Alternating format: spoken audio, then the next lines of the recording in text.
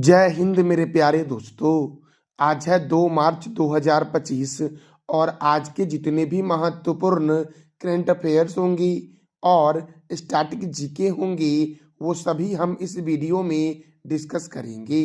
तो आइए शुरू करते हैं आज का महत्वपूर्ण current affairs with static GK. आज का पहला प्रश्न है, विश्व नागरिक सुरक्षा दिवस कब मनाया जाता है? तो 1 मार्च को मनाया जाता है विश्व नागरिक सुरक्षा दिवस। देखो, शून्य भेदभाव दिवस और विश्व समुद्री घास दिवस 1 मार्च को ही मनाया गया है। तो 1 मार्च को 3 महत्वपूर्ण दिवस मनाए गए हैं। पहला मैंने बताया विश्व नागरिक सुरक्षा दिवस, दूसरा मैंने बताया शून्य भेदभाव दिवस और तीसरा मैंने बताया आपको विश्व समुद्री घास दिवस। कब मनाया गया है? 1 मार्च को। अच्छा दोस्तों, राष्ट्रीय विज्ञान दिवस कब मनाया जाता है? इसका जवाब दे दो आप कमेंट बॉक्स के सेक्शन में मेरे प्यारे दोस्तों। देखो दोस्तों, अगला प्रश्न हमारा है, हाल ही में विमोचन हुई पुस्तक दिया सलाई किसकी आत्मकथा है? तो दिया सलाई जो दोस्तों है ये कैलाश सत्यार्थी की आत्मकथा है। इसका राइट आंसर हो जाएगा दोस्तों सी। कैलाश सत्यार्थी को 2014 में शांति का नोबेल पुरस्कार दिया गया था। अब नोबेल पुरस्कार की बात की जा रही है तो देखो दोस्तों, नोबेल पुरस्कार से क्या क्या महत्वपूर्ण प्रश्न बन सकते हैं। तो नोबेल पुरस्कार की शुरुआत 1901 में हुई थी। नोबेल पुरस्कार स्वीडिश वैज्ञानिक अल्फ्रेड नोबेल की स्मृति में दिया जाता है। इसमें राशि जो दी जाती है वो 11 मिलियन स्वीडिश क्राउन दी जाती है। नोबेल पुरस्कार 6 क्षेत्रों में मिलता है। अब वो 6 क्षेत्र कौन कौन से हैं? तो भौतिक, रासायनिक, चिकित्सा, विज्ञान, साहित्य, शांति। दोस्तों देखो, तो ये 5 क्षेत्र हुआ आपका, भौतिक, रासायनिक, चिकित्सा, विज्ञान, साहित्य और शांति। और अर्थशास्त्र का नोबेल पहली बार 1969 में प्रदान किया गया था।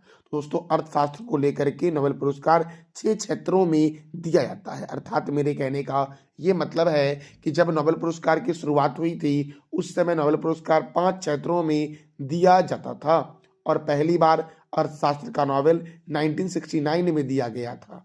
तो वर्तमान में नोबेल पुरस्कार 6 क्षेत्रों में मिलता है। अर्थशास्त्र को नोबेल स्मृति पुरस्कार के नाम से भी जानते हैं मेरे प्यारे दोस्तों। देखो, यह पुरस्कार एक क्षेत्र में एक वर्ष में अधिकतम 3 लोगों को दिया जाता है और द्वितीय विश्व युद्ध के समय 1940 से लेकर के 1942 तक नोबेल पुरस्कार नहीं दिया गया था। शांति का नोबेल पुरस्कार ओस्लो में मिलता है, जबकि बाकी सभी पुरस्कार जो है वो स्वीडन की राजधानी स्टॉकहोम में दिए जाते हैं।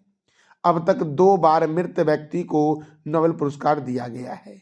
पहले व्यक्ति जो थे जिनको मरणोपरांत दिया गया था नोबेल पुरस्कार, उनका नाम था एक्सेल कार्ल फॉल्डट। इन्हें साहित्य के क्षेत्र में 1931 में दिया गया। और दूसरे व्यक्ति थे डैग हैमरशोल्ड, जिनको शांति के क्षेत्र में 1961 में दिया गया था। और वर्तमान में नोबेल पुरस्कार मरणोपरांत नहीं दिया जाता है। तो मरणोपरांत नोबेल पुरस्कार देने की व्यवस्था को 1974 में समाप्त किया गया था, ये भी याद रखना। अब देखो, अल्फ्रेड नोबेल का जन्म जो हुआ था वो 21 अक्टूबर 1833 को स्वीडन के स्टॉकहोम में हुआ था और इनकी मृत्यु हुई थी 10 दिसंबर 1896 को। इन्होंने डायनामाइट की खोज 1867 में की थी। तो याद रखना, नोबेल पुरस्कार जो है वो अल्फ्रेड नोबेल की पुण्यतिथि पर दिया जाता है।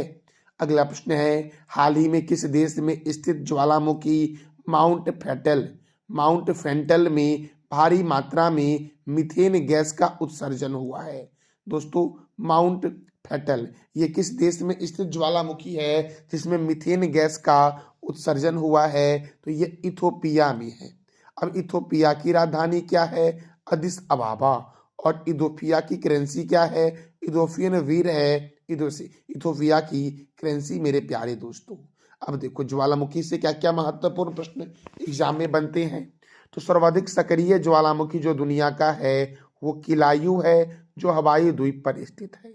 भूमध्य सागर का प्रकाश स्तंभ स्ट्रोम्बोली ज्वालामुखी को कहते हैं। भारत का एकमात्र सक्रिय ज्वालामुखी बैरन द्वीप है। ऑस्ट्रेलिया महाद्वीप में ज्वालामुखी नहीं है। आकार की दृष्टि से सबसे बड़ा सक्रिय ज्वालामुखी मौना लोआ है दोस्तों, जो हवाई में स्थित है। सर्वाधिक ऊंचाई पर सक्रिय ज्वालामुखी जो है वो ओजेस डेल सलाडो है, जो चिली और अर्जेंटीना की सीमा पर स्थित है। विश्व का सबसे ऊंचा ज्वालामुखी पर्वत है कोटोपैक्सी दोस्तों, माउंट कोटोपैक्सी, जो इक्वाडोर में स्थित है। और मैंने तुरंत दोस्तों आपको बताया था ना कि इथोपिया में कौन सा ज्वालामुखी है, माउंट पेटल, जिसमें भारी मात्रा में मीथेन गैस निकला है। इथोपिया का ज्वालामुखी का नाम क्या है, माउंट पेटल मेरे प्यारे दोस्तों। और इथोपिया की राजधानी क्या है, तो आप बता दो कमेंट बॉक्स में। अगला प्रश्न है मेरे प्यारे दोस्तों कि केंद्र सरकार ने किस राज्य के ममनूर में दूसरे हवाई अड्डे को मंजूरी दी है। तो तेलंगाना के ममनूर में केंद्र सरकार ने दूसरे हवाई अड्डे को मंजूरी दी है।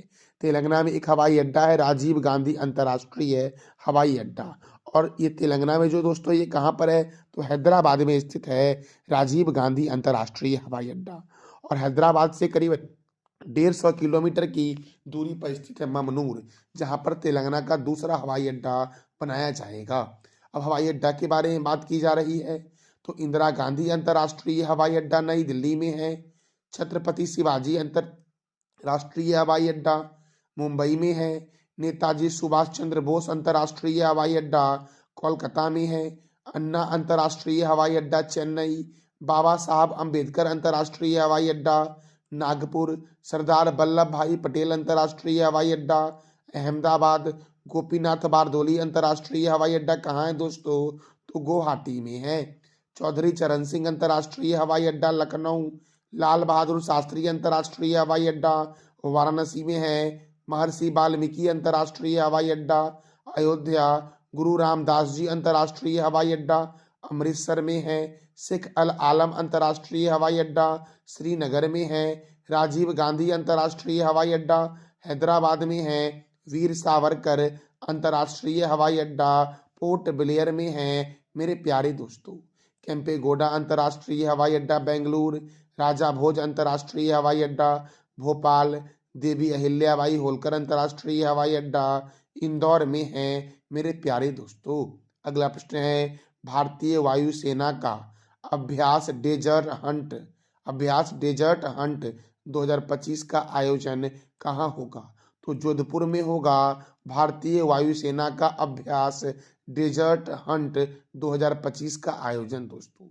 और जोधपुर जो दोस्तों है ये राजस्थान का शहर है। तो राजस्थान के नेशनल पार्क के बारे में मैंने आपको कई बार बताया है, तो आज आप बता दो कमेंट बॉक्स में राजस्थान के नेशनल पार्क के बारे में मेरे प्यारे दोस्तों।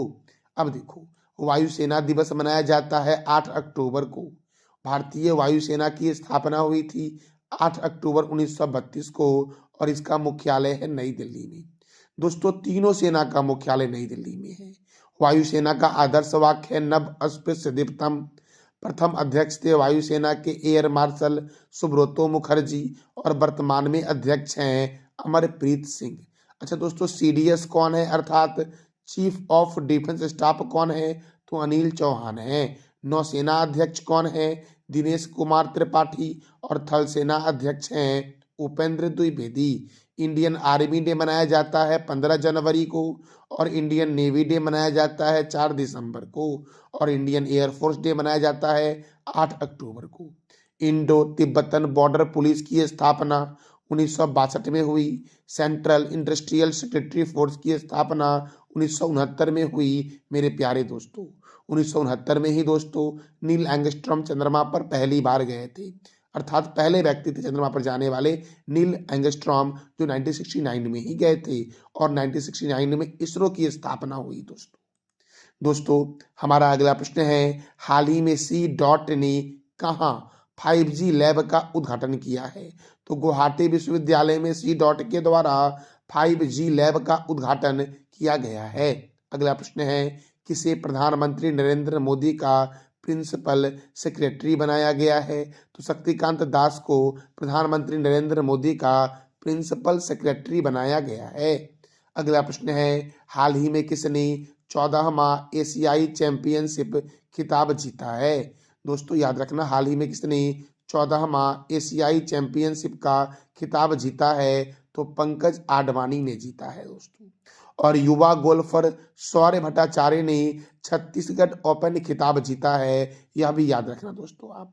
तो मैंने क्या पूछा कि 14वां एशियाई चैंपियनशिप खिताब किसने जीता है, तो पंकज आडवाणी ने जीता है मेरे प्यारे दोस्तों। अगला प्रश्न है पूसा कृषि विज्ञान मेला 2025 कहाँ आयोजन हुआ है। पूसा कृषि विज्ञान मेला 2025 का आयोजन कहाँ हुआ है, तो नई दिल्ली में हुआ है। और नई दिल्ली में मेरे प्यारे दोस्तों इंदिरा गांधी अंतर्राष्ट्रीय हवाई अड्डा है। बेंगलोर में दोस्तों केम्पेगौड़ा अंतर्राष्ट्रीय हवाई अड्डा है। और वाराणसी में लाल बहादुर शास्त्री अंतर्राष्ट्रीय हवाई अड्डा है। अब दिल्ली में हुआ है पूसा कृषि विज्ञान मेला 2025 का आयोजन। तो प्रथम अंतर्राष्ट्रीय भारतीय नृत्य महोत्सव 2024 का आयोजन नई दिल्ली में हुआ था। भारत मोबिलिटी ग्लोबल एक्सपो 2025 का आयोजन दिल्ली में हुआ। विश्व पैरा एथलेटिक्स चैंपियनशिप 2025 का आयोजन दिल्ली में हुआ। भारतीय ग्रामीण भारत महोत्सव 2025 का आयोजन दिल्ली में हुआ। राष्ट्रीय युवा महोत्सव 2025, बाल विवाह मुक्त अभियान की शुरुआत, जलीय पशु रोगों पर संगोष्ठी का आयोजन नई दिल्ली में हुआ है। पुजारी ग्रंथि सम्मान योजना, फूलों वालों की सैर उत्सव, अंतर्राष्ट्रीय व्यापार मेला, बोडोलैंड महोत्सव, अंतर्राष्ट्रीय सहकारिता सम्मेलन, केंद्रीय हिंदी समिति की 32वीं बैठक, प्रथम एशियाई बौद्ध शिखर सम्मेलन का आयोजन नई दिल्ली में हुआ है। विश्व स्वास्थ्य संगठन के दक्षिण पूर्व एशिया क्षेत्र के 77वें सत्र की अध्यक्षता, भारतीय दूरसंचार मानकीकरण सभा की मेजबानी, रबी अभियान के लिए कृषि पर अंतर्राष्ट्रीय सम्मेलन, जिला न्यायपालिका के राष्ट्रीय सम्मेलन, दूसरा वैश्विक खाद्य विनियामक शिखर सम्मेलन, global bio India summit 2024, Akhil Bharatiya राज्य भाषा सम्मेलन 2024 का आयोजन नई दिल्ली में हुआ है। दक्षिण एशिया का सबसे बड़ा समुद्री मंच सागर मंथन 22वां दिव्य कला मेला का आयोजन और तीसरे विरासत सारी महोत्सव का आयोजन नई दिल्ली में हुआ है। दिल्ली मेट्रो की शुरुआत 24 दिसंबर 2002 को हुई मेरे प्यारे दोस्तों। अगला प्रश्न है हाल ही में सैन्य अभ्यास जल थल रक्षा 2025 किस राज्य के बेट द्वारिका में आयोजित किया गया है। तो गुजरात के बेट द्वारिका में आयोजित किया गया है जल थल रक्षा अभ्यास 2025 मेरे प्यारे दोस्तों। अब गुजरात में किया गया है तो गुजरात की राजधानी है गांधीनगर। गुजरात के गवर्नर है आचार्य देवव्रत और गुजरात के मुख्यमंत्री है भूपेंद्र भाई पटेल। गुजरात में राज्यसभा सीट 11 है जबकि लोकसभा सीट 26 है। काकरा पारा परियोजना ताप्ती नदी पर गुजरात में है। उकाई परियोजना ताप्ती नदी पर गुजरात में है। पनामा परियोजना पनामा नदी पर गुजरात में है। गिर राष्ट्रीय उद्यान कहाँ है दोस्तों, तो गुजरात में है। नल सरोवर अभ्यारण्य, पोरबंदर लेक वन्य जीव अभ्यारण्य, रतन महल वन्य जीव अभ्यारण्य, वंशदा राष्ट्रीय उद्यान, थोल झील वन्य जीव अभ्यारण्य, वाधवाना आर्द्रभूमि जंगली गधा अभ्यारण्य कहाँ है मेरे प्यारे दोस्तों, तो गुजरात में है। मरीन राष्ट्रीय उद्यान, ब्लैक बक राष्ट्रीय उद्यान, खिजारिया पक्षी अभ्यारण्य, विश्वामित्री नदी परियोजना गुजरात में है। भारत का बोस्टन के नाम से जानते हैं अहमदाबाद को, भारत का मैनचेस्टर के नाम से जानते हैं अहमदाबाद को। विश्व का सबसे लंबा मंदिर रोपवे का नाम है गिरनार रोपवे मेरे प्यारे दोस्तों। राष्ट्रीय डेयरी विकास बोर्ड का हेडक्वार्टर गुजरात के आनंद में है और इसकी स्थापना 1965 में हुई। सॉल्ट सिटी के नाम से जानते हैं गुजरात को, डायमंड सिटी के नाम से जानते हैं सूरत को और विश्व का सबसे बड़ा स्टेडियम है नरेंद्र मोदी स्टेडियम जो अहमदाबाद में है मेरे प्यारे दोस्तों ये था हमारा आज का महत्वपूर्ण current affairs with static GK. कल मैंने आपसे 3 प्रश्न किया था कि सीवी रमन को भारत रत्न कब दिया गया, 1954 में। बांदीपुर राष्ट्रीय उद्यान कहाँ है, कर्नाटक में। सर्वाधिक गिद्धों की संख्या किस राज्य में है, तो मध्य प्रदेश में है। आज का आपका 3 प्रश्न है केम्पेगौड़ा अंतर्राष्ट्रीय हवाई अड्डा कहाँ स्थित है, जल थल रक्षा 2025 अभ्यास का आयोजन कहाँ हुआ है और धान की डलिया के नाम से किस राज्य को जानते हैं? तो इस तीनों प्रश्नों का जवाब दे दो आप कमेंट बॉक्स में। इस वीडियो का पीडीएफ आपको टेलीग्राम पे मिलेगा, जिसका लिंक वीडियो के डिस्क्रिप्शन बॉक्स में है। जानकारी अच्छी लगी तो चैनल को लाइक करी, शेयर करी और सब्सक्राइब करी। थैंक यू सो मच मेरे प्यारे दोस्तों।